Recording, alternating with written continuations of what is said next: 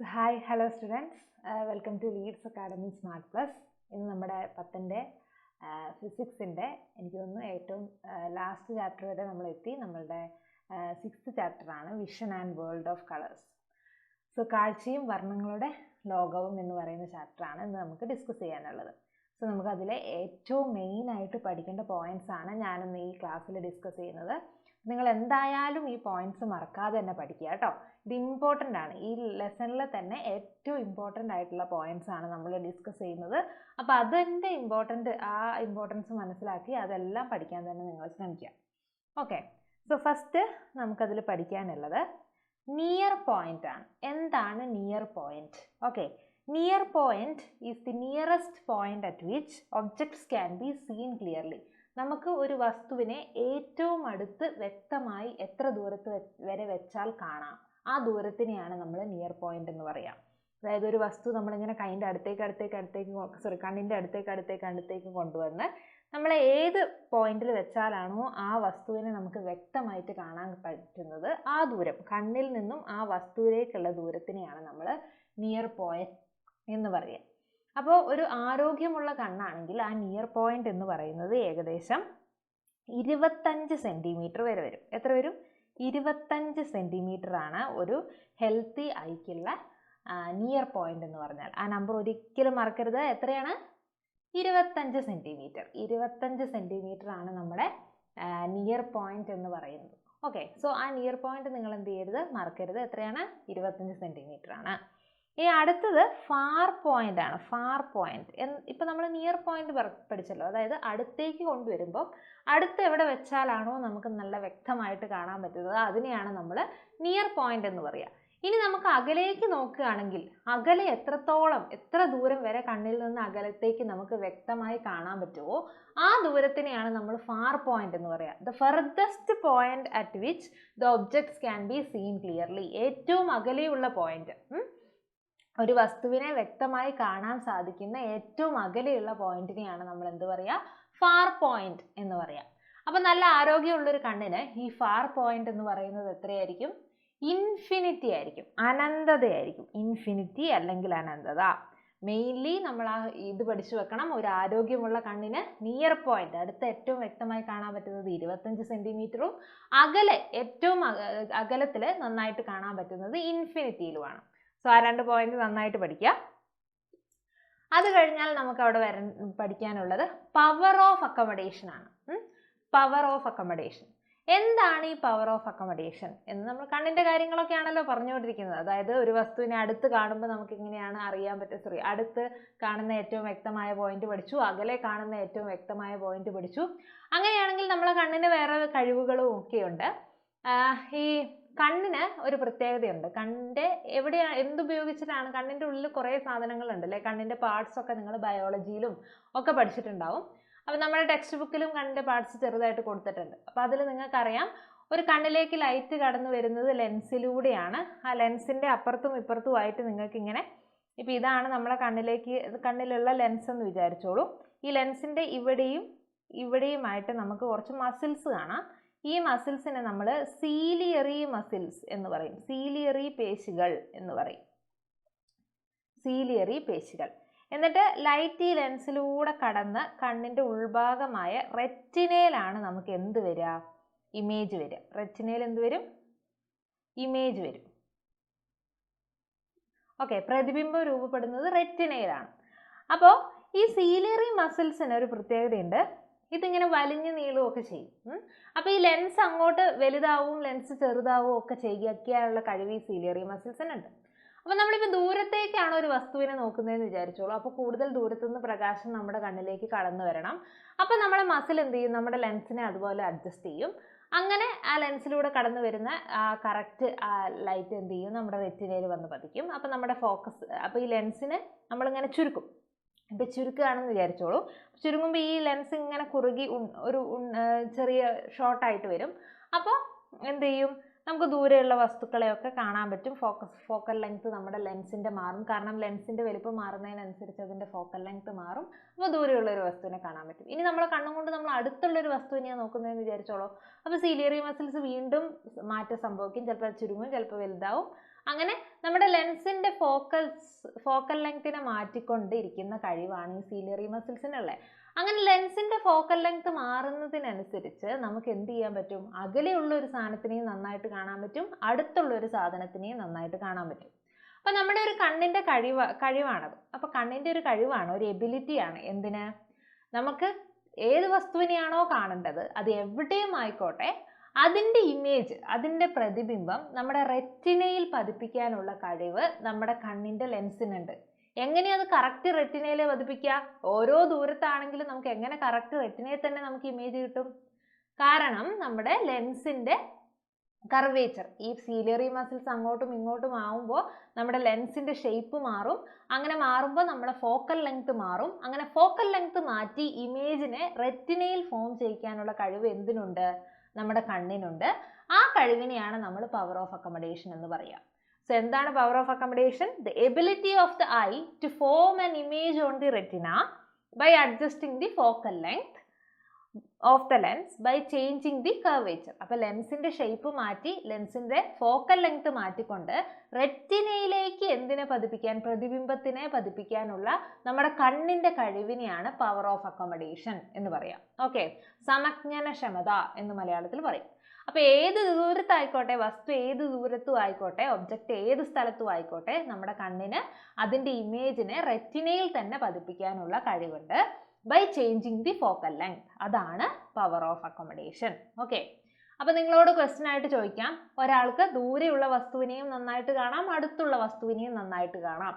അങ്ങനെയാണെങ്കിൽ അയാളുടെ കണ്ണിന് എന്ത് കഴിവുണ്ട്, അല്ലെങ്കിൽ അയാളുടെ ഏത് പ്രതിഭാസമാണ് അവിടെ ഉപയോഗിക്കുന്നതെന്ന് ചോദിച്ചാൽ എന്താണ്? പവർ ഓഫ് അക്കോമഡേഷൻ അല്ലെങ്കിൽ സമജ്ഞനക്ഷമതയാണ്. ഓക്കെ, അപ്പോൾ അങ്ങനെയായിരിക്കും നിങ്ങൾക്ക് മെയിൻലി ക്വസ്റ്റ്യൻസ് വരിക. അപ്പോൾ എന്താണ് പവർ ഓഫ് അക്കോമഡേഷൻ എന്ന് അറിഞ്ഞിരിക്കുക. അപ്പോൾ ചോദ്യങ്ങൾ ഇങ്ങനെ വരും എന്നും കൂടെ നിങ്ങളൊന്ന് അറിഞ്ഞിരിക്കുക. അത് കഴിഞ്ഞാൽ നമുക്ക് അടുത്ത പഠിക്കാനുള്ള പോയിന്റ് എന്ന് പറയുന്നത്, ഇപ്പൊ റെറ്റിനയിലാണ് നമ്മുടെ ഇമേജ് ഒക്കെ ഉണ്ടാകുക എന്ന് ഞാൻ പറഞ്ഞു. പ്രതിബിംബങ്ങൾ റെറ്റിനയിലാണ് രൂപപ്പെടുന്നത്. ഇനി ചില സമയത്ത് ചില ആൾക്കാരിൽ ഈ റെറ്റിനയിൽ ആയിരിക്കില്ല പ്രതിബിംബങ്ങൾ രൂപപ്പെടുക. അപ്പോൾ അയാളുടെ കണ്ണിന് എന്തെങ്കിലും കുഴപ്പമുണ്ടാവും. സാധാ ആരോഗ്യമുള്ളൊരു കണ്ണിന് എന്തായാലും റെറ്റിനയിൽ തന്നെ എന്ത് പതിക്കും? നമ്മുടെ ഇമേജ് ഉണ്ടാവും, അല്ലെങ്കിൽ പ്രതിബിംബം ഉണ്ടാവും. പക്ഷെ എന്തെങ്കിലും കുഴപ്പമുള്ള ഒരു വ്യക്തിയൊക്കെ ആണെങ്കിൽ, കണ്ണിന് എന്തെങ്കിലും പ്രശ്നമുള്ള ഒരു ആളാണെങ്കിൽ എന്ത് സംഭവിക്കും? റെറ്റിനയിൽ നമ്മുടെ ഇമേജ് പതിക്കില്ല. അപ്പോൾ എന്തുകൊണ്ടായിരിക്കും റെറ്റിനയിൽ പതിക്കാത്തത്? അതിന് കാരണങ്ങളുണ്ട്. ആ രണ്ട് കാരണമാണ് ഞാനിവിടെ മാർക്ക് ചെയ്തിരിക്കുന്നത്. Change in the power of the I. ഒന്നെങ്കിൽ കണ്ണിൻ്റെ പവറിന് വ്യത്യാസം ഉണ്ടായിരിക്കാം. അപ്പോൾ പവർ വ്യത്യാസം ഉണ്ടെങ്കിൽ ചിലവർക്ക് നല്ല ആരോഗ്യമുള്ള കണ്ണായിരിക്കും, നല്ല പവറായിരിക്കും. ചിലവർക്ക് ഈ പവർ കുറവായിരിക്കും, ചിലവർക്ക് അത് കൂടുതലായിരിക്കും. രണ്ടാണെങ്കിലും പ്രശ്നമാണ്. കറക്റ്റ് പവർ ആയിരിക്കണം. കൂടിയാലും പ്രശ്നമാണ്, കുറഞ്ഞാലും പ്രശ്നമാണ്. സോ കറക്റ്റ് പവർ ആയിരിക്കണം. സോ ആ പവറിലൊരു വ്യത്യാസം വരുമ്പോൾ നമുക്ക് എന്ത് പറയാം? അവിടെ ഒരു ചേഞ്ച് ഇൻ പവർ നമ്മുടെ ലെൻസിൽ, അതായത് റെറ്റിനയിൽ ഇമേജ് ഉണ്ടാവാതിരിക്കാനുള്ള കാരണമായേക്കാം. ഇനി രണ്ടാമത്തത് change in the size of the eyeball. ഐബോളിൻ്റെ സൈസ്, അതായത് നേത്രഗോളങ്ങളുടെ സൈസ്, അതിൻ്റെ സൈസ് ചിലപ്പോൾ കൂടുതലോ കുറവോ ആയിരിക്കാം. ഒരു കറക്റ്റ് സൈസ് ഉണ്ട്, അതിനെക്കാട്ടിയും വലുതാവുകയാണെങ്കിലും പ്രശ്നമാണ്, ചെറുതാവുകയാണെങ്കിലും പ്രശ്നമാണ്. അപ്പോൾ ഒന്നെങ്കിൽ ഐബോളിൻ്റെ സൈസ് വ്യത്യാസം വന്നാൽ റെറ്റിനയിൽ ഇമേജ് പതിക്കില്ല, അല്ലെങ്കിൽ ലെൻസിൻ്റെ പവറിന് വ്യത്യാസം വന്നാൽ റെറ്റിനയിൽ എന്ത് പതിക്കില്ല? ഇമേജ് പതിക്കില്ല. അപ്പം നിങ്ങൾ ഈ രണ്ട് കാരണങ്ങൾ ഓർത്ത് വെക്കണം. ഒന്നെങ്കിൽ പവറിൻ്റെ വ്യത്യാസമായിരിക്കും, അല്ലെങ്കിൽ ഐബോളിൻ്റെ സൈസിൻ്റെ വ്യത്യാസമായിരിക്കും, നേത്രഗോളത്തിൻ്റെ വലുപ്പത്തിൻ്റെ വ്യത്യാസമായിരിക്കും. എങ്ങനെയാണ് ഇത് ഓരോന്നിലും മാറ്റം വരിക എന്നുള്ളതാണ് നമ്മൾ അടുത്ത് നോക്കാൻ പോകുന്നത്. എന്തായാലും ഈ രണ്ട് കാരണങ്ങൾ കൊണ്ടായിരിക്കും ഒരാളുടെ കണ്ണിന് എന്ത് വരിക? എന്തെങ്കിലും ഡിഫക്റ്റ് വരിക. അങ്ങനെയാണെങ്കിൽ ഏതൊക്കെ ഡിഫക്റ്റ് ആണ് വരുന്നത് എന്ന് നമുക്കൊന്ന് നോക്കാം. ഫസ്റ്റ് വൺ എന്ന് പറയുന്നത് ഹൈപ്പർ മെട്രോപ്പിയ അല്ലെങ്കിൽ ലോങ് സൈറ്റഡ്നെസ് ആണ്. ദീർഘദൃഷ്ടി എന്ന് പറയും. ഹൈപ്പർ മെട്രോപ്പിയ അല്ലെങ്കിൽ ലോങ് സൈറ്റഡ്നെസ്. അപ്പോൾ നേരത്തെ നമ്മൾ പറഞ്ഞു എന്തെങ്കിലും കാരണം കൊണ്ടായിരിക്കും ഈ രോഗം വന്നിട്ടുണ്ടാവുക. ഈ ലോങ് സൈറ്റഡ്നെസ് ആകുമ്പോൾ നമ്മുടെ റെറ്റിനയുടെ പുറകിലായിരിക്കും ഇമേജ് ഉണ്ടായിരിക്കുക. അപ്പോൾ അത് നിങ്ങൾ പഠിക്കണം. ആ ഫിഗറുകൾ, നിങ്ങളുടെ ടെക്സ്റ്റ് ബുക്കിലുള്ള ഈ ചിത്രങ്ങളുണ്ടല്ലോ, റെറ്റിനയുടെ പുറകിലൊക്കെ ആയിട്ട് ഇമേജ് വരുന്നതും റെറ്റിനയുടെ മുന്നിലൊക്കെ ആയിട്ട് ഇമേജ് അടുത്തത് പഠിക്കുമ്പോൾ നിങ്ങൾ അത് മുന്നിലായിട്ട് പഠിക്കും. ആ ചിത്രങ്ങൾ നിങ്ങൾ ശ്രദ്ധിക്കണം കേട്ടോ. ചിത്രങ്ങൾ തന്നിട്ട് ഇത് എന്താണ് ഡിഫക്റ്റ് എന്ന് ചോദിക്കും. അപ്പം ഞാനിവിടെ പറയുന്ന ലോങ് സൈറ്റഡ്നെസ് ആണ്. അപ്പൊ അതിലും റെറ്റിനയിലല്ല പതിക്കുന്നത്, റെറ്റിനയുടെ പുറകിലാണ്. അപ്പൊ അങ്ങനെയുള്ള സമയത്ത് എന്തായിരിക്കും കാരണം? കാരണം power of the lens is low or eyeball is small. ഒന്നെങ്കിൽ ലെൻസിന്റെ പവർ കുറഞ്ഞതായിരിക്കാം കാരണം, അയാളുടെ കണ്ണിന്റെ പവർ കുറവായിരിക്കും. അല്ലെങ്കിൽ അയാളുടെ ഐബോളിന്റെ സൈസ് ചെറുതായിരിക്കും. ഏതെങ്കിലും ഒന്നേ ആകുള്ളൂ, രണ്ടും കൂടെ വരില്ല. ഒന്നെങ്കിൽ പവർ കുറവായിരിക്കും, അല്ലെങ്കിൽ എന്ത് കുറവായിരിക്കും? ഐബോളിന്റെ സൈസ് കുറവായിരിക്കും.